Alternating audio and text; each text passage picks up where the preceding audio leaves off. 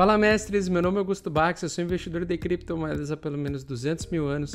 No vídeo de hoje nós vamos fazer a análise gráfica de Bitcoin, falar do preço e cotação do Bitcoin hoje, do Ethereum, e também nós vamos falar um pouquinho sobre o que está acontecendo com a BitMEX, a maior corretora de mercados derivativos e de contratos futuros do mercado de criptomoedas. Então, se você gosta desse tipo de conteúdo, já deixa o seu like, compartilhe com seus amigos e tamo junto!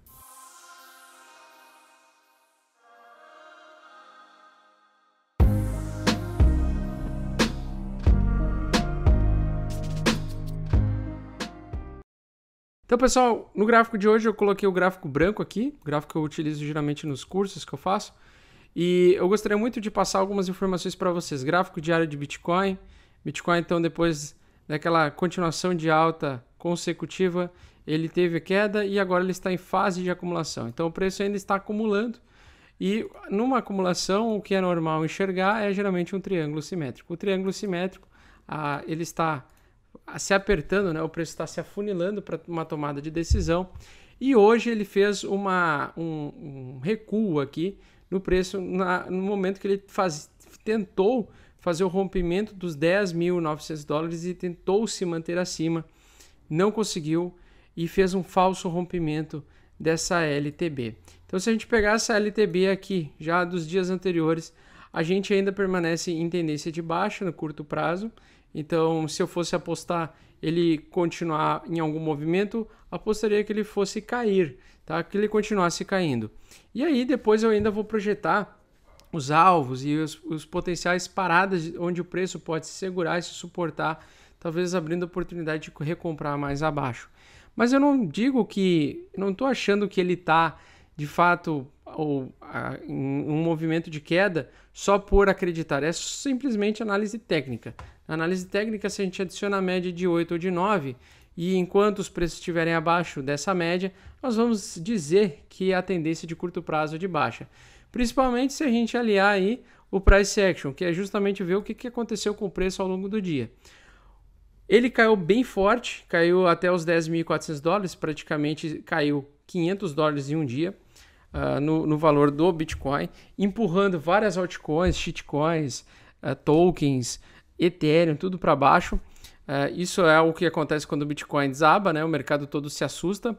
Mas uma coisa que eu quero mostrar para vocês nessa média, tá? Nessa média que eu projetei um pouquinho para o futuro, eu desloquei ela 1 ou 2 dias para frente, acho que foi um dia para frente, ela está ainda apontando para cima, ou seja, se ela conseguir segurar, ela vai exercer o papel desse triângulo simétrico, né? Vai se segurar aqui embaixo, ou seja, ele teria que rejeitar essa zona novamente amanhã. Então, rejeitando essa zona amanhã ou nos próximos dias, a gente vai voltar a subir. Ele vai conseguir fazer o rompimento, então, dessa linha de tendência de baixa que já está segurando há bastante tempo. Voltando, então, assim, a conseguir retomar uma tendência de alta. Porém, eu tenho que ser franco, claro, né, que apesar da média estar apontando levemente para cima, ainda indicando, né, uma potencial recuperado de preço dessa queda de hoje e voltar a subir amanhã, eu tenho que entender que essa barra preta aqui, essa composição de barras pretas, depois de muito tempo de alta e uma frequência maior das barras pretas em relação às barras brancas, me faz acreditar que o preço pode ter uma reversão de curtíssimo prazo e que poderia fazer uma segunda pernada de baixa, tá? Poderia fazer uma segunda pernada de baixa, fazer vamos dizer assim, um fundo duplo mais à frente, para depois lá na frente o preço continuar subindo. Até porque se ele cair, eu acredito que ele vai segurar, né, nesse suporte, ou pelo menos deveria segurar nesse suporte. Se não segurar, aí sim, a gente pode ver o preço do Bitcoin buscar 6 mil dólares por unidade, 5 mil dólares por unidade, coisas mais apocalípticas, né? Mas o principal é entender o seguinte, a gente demorou bastante tempo para conseguir passar dessa resistência. Uma vez passada essa resistência, ela até pode voltar para fazer o reteste dessa resistência antiga para se servir como suporte e o preço continuar a voltar a subir. Então, essa zona de 9.200 dólares, na minha opinião, é a principal zona de recompra de bitcoins. Anterior a ela, era essa daqui que já foi testada e que ainda está segurando e ainda está servindo como suporte principal, né? Tanto que ele entrou nessa faixa, recusou a queda, a continuação da queda ainda hoje, e voltou a tentar subir, ou seja, no mesmo dia de queda muito grande, ele conseguiu já recuperar $200 da queda de $500 que ele fez no dia. Isso dá um pouquinho de gás para ele continuar a tentar subir. Se a barra amanhã for uma barra branca que consiga ultrapassar a máxima do candle anterior, que foi essa barra de hoje, ou seja, conseguir bater os $11.000 por unidade, para mim a tendência voltará a ser de continuação de alta, tá? Mas olhando, batendo o olho e vendo assim uma grande queda, né? Uma pernada de queda mais forte, uma acumulação, uma formação de topo duplo aqui, tá? Se ele recusar e ele fizer uma barra de sinal amanhã, de sinal de queda amanhã, rompendo a mínima, rompendo essa linha de tendência de alta de curtíssimo prazo aqui, aí eu vou ficar pessimista, e eu vou ficar, não pessimista, mas no sentido assim, eu vou esperar uma oportunidade para recomprar o Bitcoin a um preço mais baixo, tá? Então, se ele fizer uma barra interessante amanhã, ou sábado, ou domingo, que consiga, e vai ser muito próximo, tá? Eu espero que amanhã seja já a decisão do preço do Bitcoin. Se ele fizer isso, ele vai fazer uma barra vermelha, né? Uma barra preta no nosso gráfico aqui. Ele vai fazer, então, uma tendência de continuação de queda, uma retomada da queda, né? E o que me preocupa um pouco é que ele tentou, nos últimos dias, várias vezes, tentar romper a média de 8, que está servindo como a principal resistência do presente momento, né? No curto espaço de tempo aí, e basicamente não está conseguindo. Então, ele fez praticamente aí 4 falsos rompimentos, aliás, 3 falsos rompimentos. Se a gente encarar esse aqui, a gente também poderia dizer que foi um falso rompimento, tá? Que tem uma sombrinha ali acima. Mas se ele fez esses 4 falsos rompimentos de verdade e não conseguiu ultrapassar, é um indício muito forte de que ele pode reverter, né? A tendência que era de alta antiga, e que isso aqui serviria só de pullback para uma reversão de curto prazo, né? Ou seja, preço do Bitcoin cair. E pelo tamanho das barras, né? Pelo que eu estou vendo, assim, o comportamento das barras vendedoras, que estão mais fortes, mais intensas, mais frequentes, pode ser sim, existe a possibilidade de reversão, de que essa foi uma barra de sinal de venda. Pode ser a barra de sinal de venda hoje ou a de amanhã, e a próxima que aparecer com bastante força, ou com um doji, pelo menos de indefinição, no meio do caminho, eu vou acreditar em uma continuação de queda para expandir, né, criar uma segunda pernada de baixa.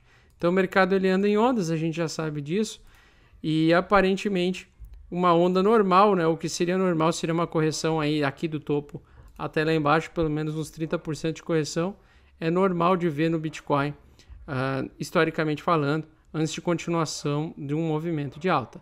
Então com essa rejeição de hoje, se a barra fechar assim e a barra de amanhã perder a mínima do dia de hoje, eu vou ficar bearish, tá? Por um curtíssimo espaço de tempo. Pelo menos aí para outubro. Talvez aí em novembro já consiga recuperar, depende ainda do resultado das eleições norte-americanas. E aí sim a retomada poderia ser antecipada. Beleza? E o Ethereum, eu queria mostrar uma coisa muito interessante.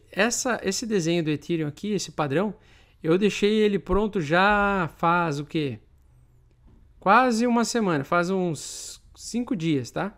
Que eu deixei essa barra aqui, eu falei, ó, vai provavelmente evoluir para uma barra, né, para um triângulo simétrico, mas na verdade é um triângulo de baixa, tá?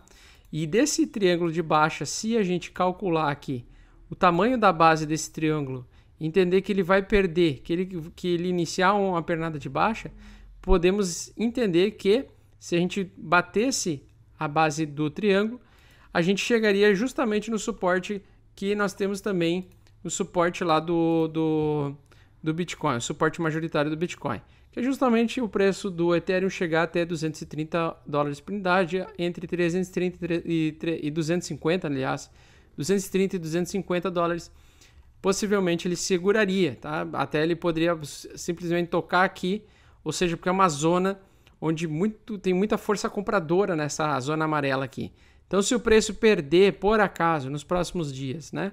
Ainda é cedo dizer, mas nos próximos dias, se a gente perder, e esse triângulo de baixa aqui, no Ethereum, se confirmar, eu recomprarei, eu entrarei com uma ordem passiva nas corretoras, justamente no preço aí de $240, $250 por unidade de Ethereum, podendo abrir uma possibilidade muito forte de acumulação de Ethereum. Não antes de terminar, tá? E só vai acontecer essa queda se perder o nível de $315, ou seja, tem muito chão ainda para testar. Existe ainda uma outra e última possibilidade, né, no Ethereum. Geralmente, uma formação de um fundo mais alto para um preço continuar subindo numa tendência, a gente procura fundos duplos ou fundos triplos, que seria o ombro, cabeça, ombro invertido. Então, se você for ver aqui, existe ainda sim a possibilidade do preço voltar a subir um pouco, fazer mais uma acumulação, depois voltar a retornar e tocar novamente nessa zona pela terceira vez nos $320 para fazer possivelmente um ombro, cabeça, ombro. E aí sim seria um fundo mais alto, né? Seria um fundo mais alto em relação aos outros fundos anteriores. Então poderia formar um ombro, cabeça, ombro invertido, como esse daqui, que representa um fundo no meio de uma tendência de alta, seria interessante. Mas não me deixo de me preocupar que a rejeição aqui foi muito forte. Então a rejeição dos $500, por enquanto, ela foi muito forte. As barras ficaram muito grandes. A força vendedora ficou muito mais forte do que a força compradora. O tamanho da queda foi muito parecida com a de março. Isso no preço do Ethereum. Então o impacto dos vendedores nesse período foi bem complicado. Tem muita gente que se fala só do dia 12, mas esses dias aqui, ó, foram períodos de queda quase proporcionais aí, tá, ao tamanho da queda, né? Não parece, mas aqui caiu praticamente $150 de diferença entre $500 e 350, aliás, 313.